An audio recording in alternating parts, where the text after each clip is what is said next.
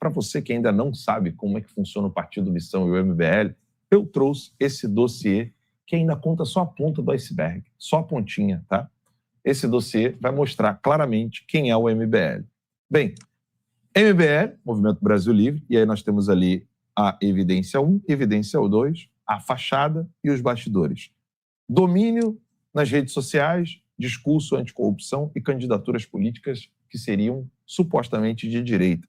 E evidência número 2, operações policiais revelam suspeitas de uma engrenagem paralela de lavagem de dinheiro, evasão fiscal e destruição de reputações. Só para que vocês possam entender quão grave é a evasão fiscal, o sonho do Alexandre de Moraes era que eu tivesse algum tipo de crime de evasão fiscal, coisa que o MBL me acusa de ter. Tá? Por quê? A evasão fiscal ela está dentro do Tratado de Extradição.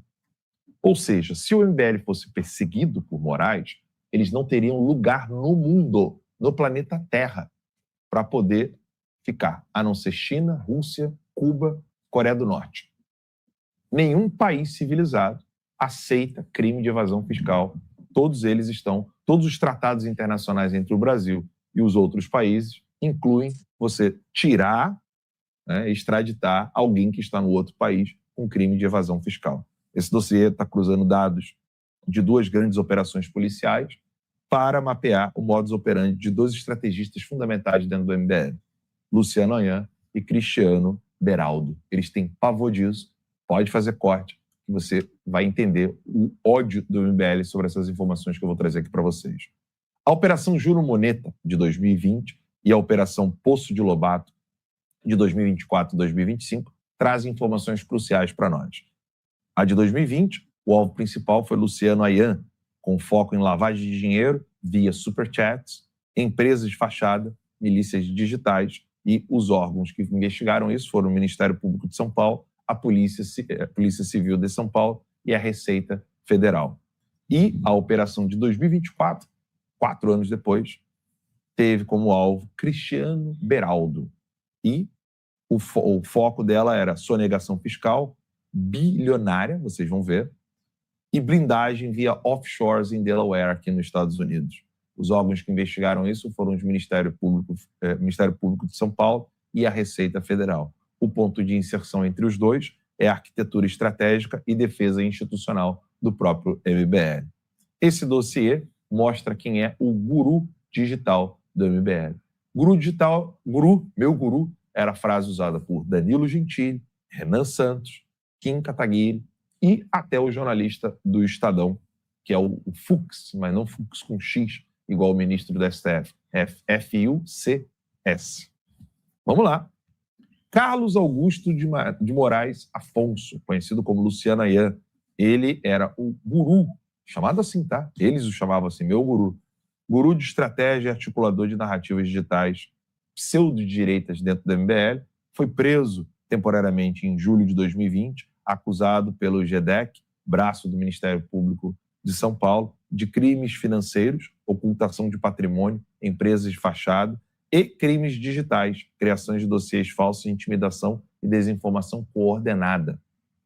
A conexão dele com o MBL, ele sempre foi elogiado como um membro do MBL. Nós temos várias provas disso. E aí, dissecando o verdadeiro gabinete do ódio. A origem do termo, Ayan não criou o termo, mas foi cunhado em 2019 por generais do Palácio do Planalto, como Santos Cruz e General Ramos, para descrever o bunker ideológico bolsonarista que os atacava, quando, na verdade, era o próprio MBL. E aí, antes de ser preso, Ayan denunciava que essa rede bolsonarista, conhecida como Gabinete do Ódio, e, ao ser alvo da Júnior Moneta, ex-aliados do Luciano Ayan e do próprio Ministério Público de São Paulo, o acusavam de operar ele mesmo, uma estrutura que era verdadeiramente o exato mesmo modus operandi que ele dizia combater, chamando Gabinete do Ódio, onde ele espalhava desinformação para blindar o MBL e destruir reputações. A tática deles era a seguinte, o maquinário da desinformação que eles usavam. O Luciano Ayan usava um site chamado Ceticismo Político, onde ele colocava todos os seus alvos ali para difamar. Um dos casos foi o caso da Marielle Franco, onde investigações e relatórios apontava a página de Luciana Ayan como a principal impulsionadora de notícias falsas e difamatórias contra a vereadora que foi assassinada, logo após o seu assassinato. E aí, o uso de perfis na internet para ameaçar e intimidar cidadãos que questionassem as finanças dos grupos políticos associados ao Luciana Ayan. Eles usavam perfis dizendo que ia matar a pessoa, ia difamar a pessoa. E aí, aqui vem a tática mais cruel, né? Essa daqui é aquela que finge ser de direita enquanto coloca o dinheiro no bolso. Doações digitais por meio de superchats no YouTube, e a suspeita era de burlar o sistema bancário tradicional com doações repetidas pelos mesmos simpatizantes.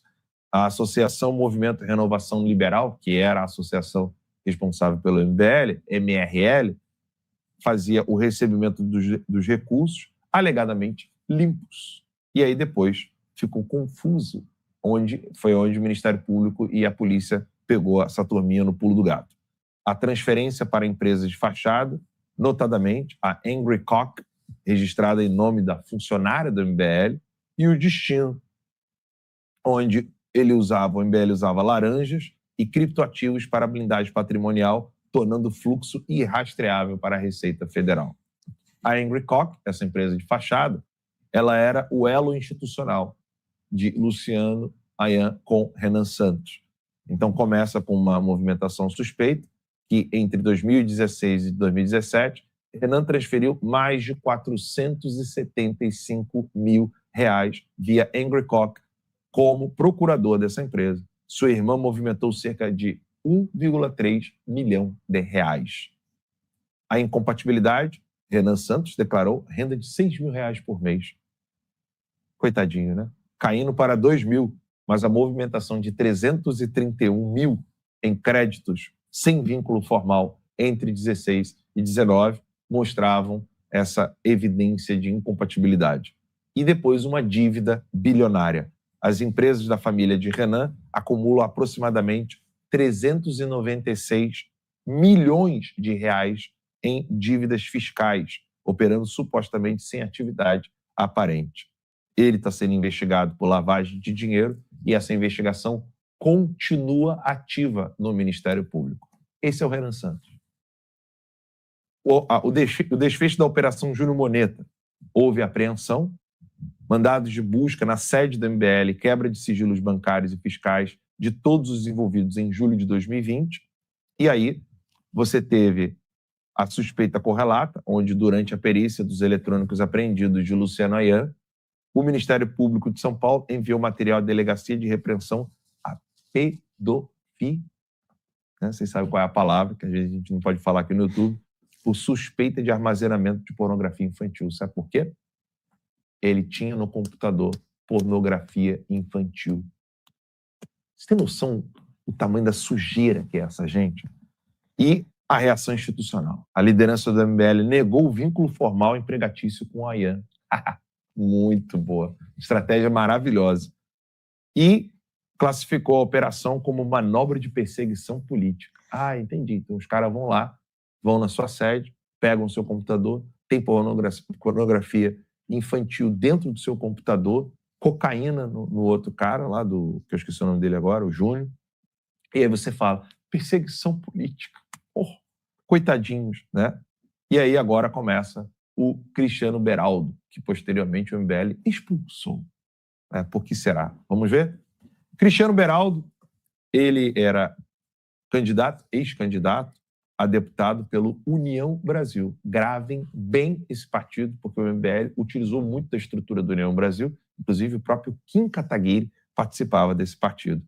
Ele era ex-comentarista na rádio Jovem Pan, que sempre falava mal de Flávio Bolsonaro e era integrante do MBL. Ele foi alvo da Operação Poço de Lobato, suspeito de atuar na gestão de empresas offshore registradas em Delaware, nos Estados Unidos, para um esquema bilionário de sonegação e lavagem de dinheiro. Ele era figura de grande projeção nacional que compartilhava a formulação de estratégias políticas de direita ao lado de figuras como Luciana Ayan, o mesmo cara que tinha a pornografia infantil dentro do seu computador. Então, deflagrada pelo Ministério Público de São Paulo, o alvo central foi o Grupo Refit, a antiga refinaria de Manguinhos. Tá lembrado disso aí? Refit. O crime apurado foi a investigação de um suposto esquema bilionário de sonegação fiscal e lavagem de dinheiro em grande escala. E o papel de Beraldo, que era membro do MBL, foi retirado com muitas aspas. Ele era apontado como peça-chave na engenharia financeira internacional do esquema Refit. E como é que funcionava isso? A origem era fraudes fiscais e sonegação maciça geradas no Brasil pelo grupo Refit. Depois, a transferência, o envio de recursos para estruturas corporativas internacionais, offshores, registradas no estado de Delaware, aqui nos Estados Unidos, e que é conhecido como um paraíso fiscal corporativo. E depois, a gestão, o Beraldo é apontado como o suspeito responsável pela gestão dessas empresas de prateleira internacionais, ou seja, empresas que não existiam. E o objetivo era ocultar a origem do dinheiro e criar uma blindagem patrimonial absoluta contra o fisco brasileiro. Às vezes, todo mundo se pergunta como é que a MBL conseguiu criar toda uma estrutura bilionária. Talvez isso aqui possa ser uma resposta. Aí, obviamente, em novembro de 2025, Beraldo anunciou seu afastamento por tempo indeterminado da Jovem Pan e do MBL. A defesa dele declarou inocência e afirmou que se afasta voluntariamente para focar exclusivamente em sua defesa jurídica. O nome disso chama-se cu na mão. A resposta do MBL, em nota fiscal, o movimento do MBL referendou o desligamento, classificando a decisão de Beraldo como atitude correta a ser tratada diante do processo. A síntese investigativa de tudo isso está aqui na tela para vocês, onde o papel no MBL que o Luciano Ayan possuía era de guru e estrategista digital, e o Beraldo era o rosto público comentarista na Jovem Pan que levava as pessoas para o MBL. Todos eles foram alvos da polícia, com crimes abjetos, e está aqui a estratégia de isolamento institucional. Quando estrategistas centrais são alvos de operações por crimes financeiros, o movimento adota um padrão rigoroso de contenção de danos. Eles fizeram uma negação retroativa de vínculos institucionais e formalização da narrativa e perseguição política para blindar a liderança, porque eles queriam colocar Renan como candidato a presidente. Depois, em 2025, no caso do Beraldo, a mesma coisa. Aceitação imediata do afastamento. Nós vamos aceitar o seu afastamento. Óbvio, elogiando a postura para evitar contaminação da marca com o escândalo do Refit. A conclusão, o MBL construiu sua hegemonia não apenas no debate público, mas através de uma sofisticada e ilícita arquitetura de bastidores, onde a trajetória de Luciano Ayan e Cristiano Beraldo sugerem que o controle da narrativa digital, por meio de fake news e dossiês, caminhava lado a lado com complexas engenharias de ocultação patrimonial por meio de superchats, no caso do Luciano Ayan, e offshore, no caso de Beraldo. Enquanto a vitrine discursava sobre combate à corrupção, os bastidores lidavam com a investigação do Ministério Público de São Paulo e a Receita Federal. O fio vermelho entre o palco e a sombra permanece sob os holofotes da justiça, as investigações continuam abertas e esse é o MBL